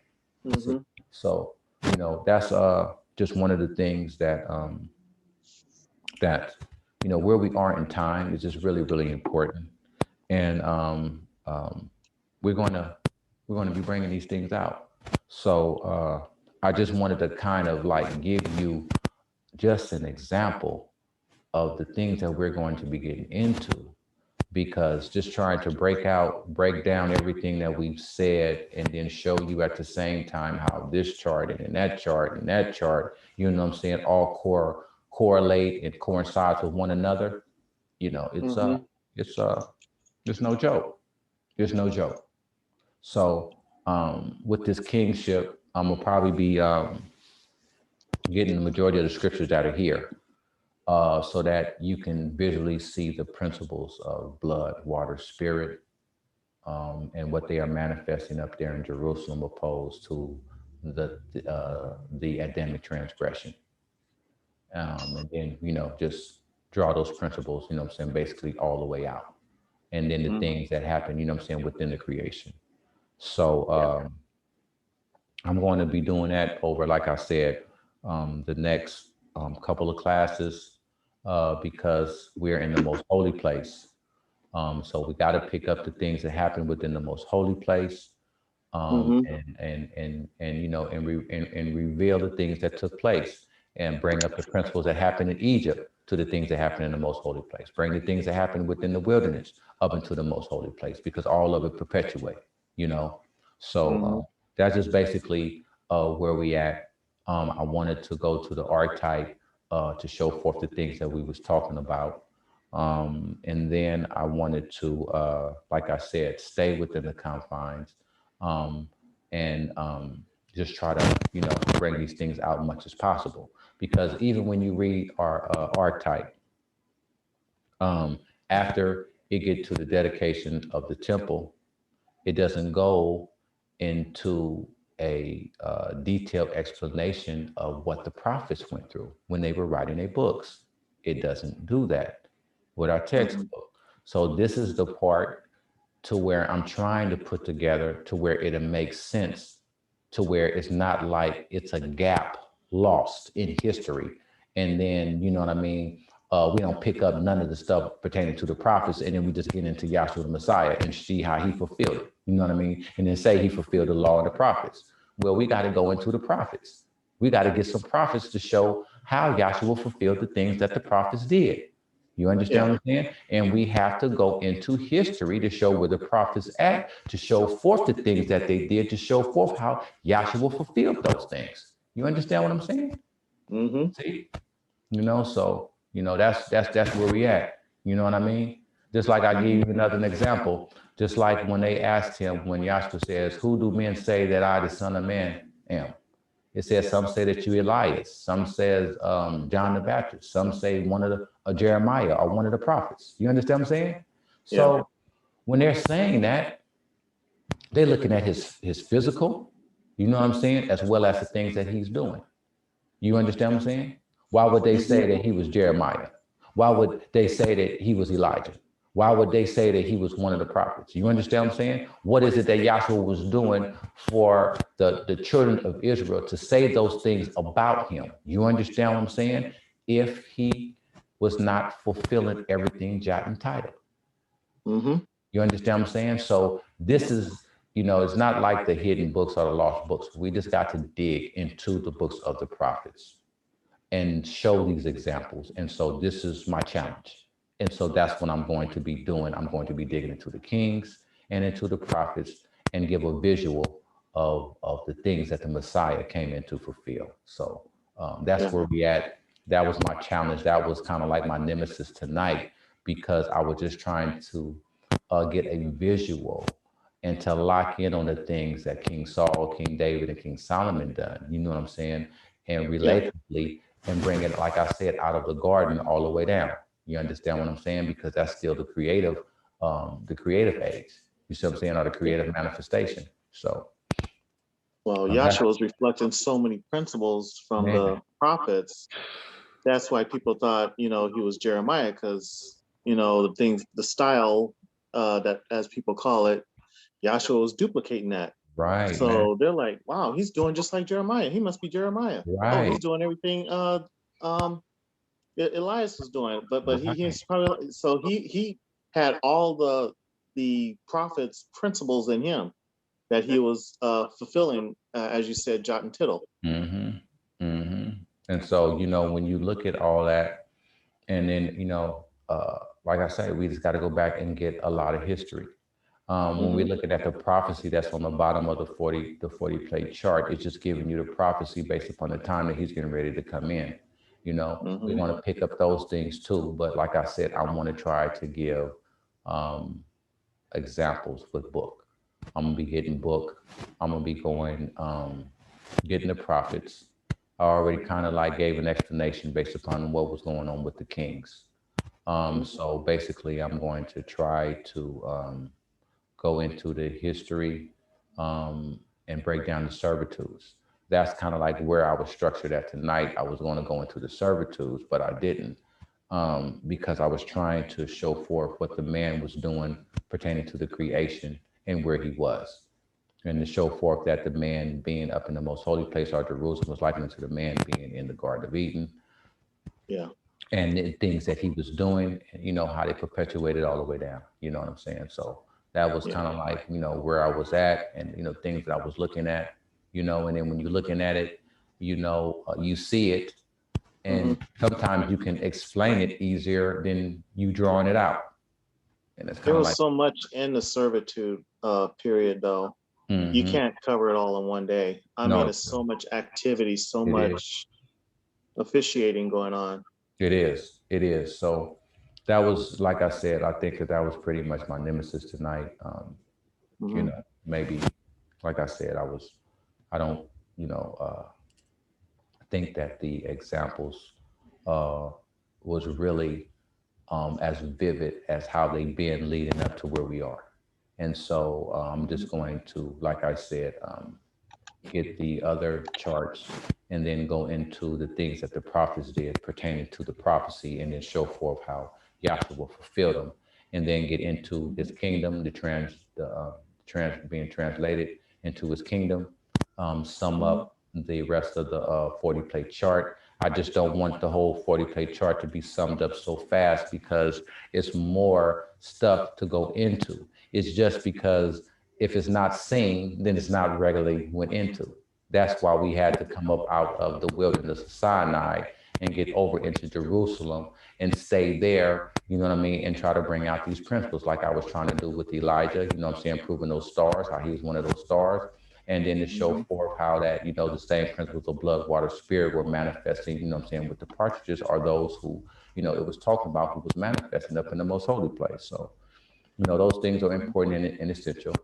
And like I said, next class, we're going to get a handle on it and attack it from, the proper approach and, just let Yahweh be Yahweh. So, with that being said, I think it's about time for us to end. So I'm going to go ahead and sum this up. We got like about a minute or two. And so I'm going to go over here to Romans and do the doxology.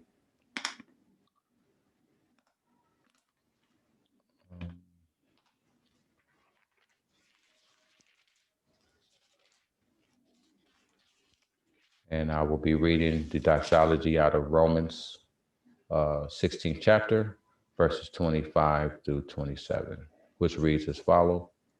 Now to him that is of power to establish you according to my gospel and the preaching of Yahshua the Messiah, according to the revelation of the mystery which was kept secret since the world began, but now is made manifested, and by the scriptures of the prophets, according to the commandments of the everlasting Elohim, made known to all nations for the obedience of faith. To Yahweh only wise be glory through Yahshua the Messiah forever. Hallelujah. Hallelujah. Yep. Hallelujah. Well, yeah, so that's pretty much where we at. And, I've been in the fourth volume, reading a lot of things there to show forth how, to put these things together, what I'm saying, like I said, in its proper perspective, but to be able to pick up the train of thought of what the prophets were doing in the time of their servitude, to have it scripturally and pictorially illustrated. It's just a little challenge, but it's not hard because, like I said, the manifestation changed, but the principle remains the same. So I'm just Yep. trying to show forth how that the principles of when we hear, like Jeremiah or Isaiah or whoever, when you see Yahweh Elohim manifesting back there, it's all him. All the characters is all him. That's why I go pick up the names of the prophets, and I go pick up what their names mean in Hebrew, because all of them are smaller attributes of the Creator. Yeah. That's all. So with that, I'm going to sign off. It was a pleasure. It's always a pleasure. And Yep. then that's what we're going to be getting into. Um, I'd like to thank you, and stay tuned, Oh. because we got a lot to get into. You know what I mean? We really got a lot to get into. So I'm just trying to fill in. You know how you got a date here, you got that line, and then you got the date here. Like you got the date you was born, everything you did in between it, and you got the date you died. You understand what I'm saying? We're trying to get the stuff that's in between. You know what I mean? Because we got a spot. So we're just trying to get that spot up in there, bring out some of the some more of the things or the essentials that need to be brought out. And then we can go into Yahshua being born, him fulfilling, and then take it all the way down to the sanctorum of sanctoriums. And then that'll be the fulfillment of the whole entire 40 plate chart. But, like I said, the purpose is still ambiguous.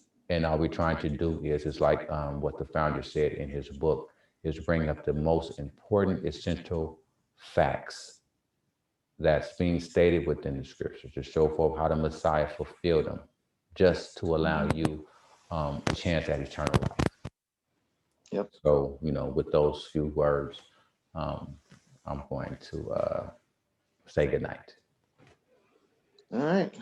All right, brother. Oh, beautiful. Yeah. Loved it. We'll see you Friday, Yahweh willing. So we'll get into more things, what I'm saying, pertaining to Yahweh's purpose on Friday. Yeah. It'll take time, but not difficult, but it'll take time. Oh yeah. It's just, hey, there was never really at any given time any challenges that Dr. Kinley had when he was preaching the gospel. But one thing that he shared, that he said that it was a lot of imperfections, but basically based on the imperfections, he said he couldn't show you everything, but he could show you enough. And so, with what he showed us and with the explanations that we have, what I mean, we're going to do our part and pick up and at least make it understandable and simple. You understand what I'm saying? So even what's not seen and even what's not written, you will have an understanding of it, because it's only fair. See? Yeah. And that's all we're trying to do, is just make it fair.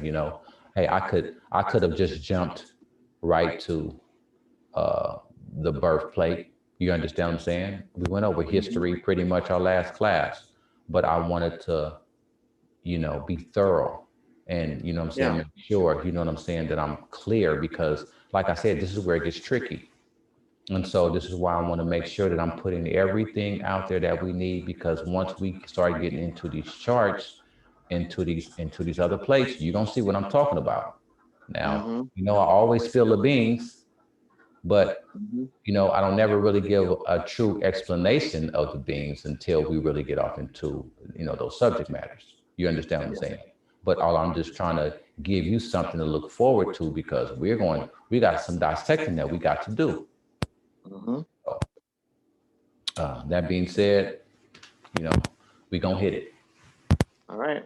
All right, brother. I love you, and thank you for your time. Love you too.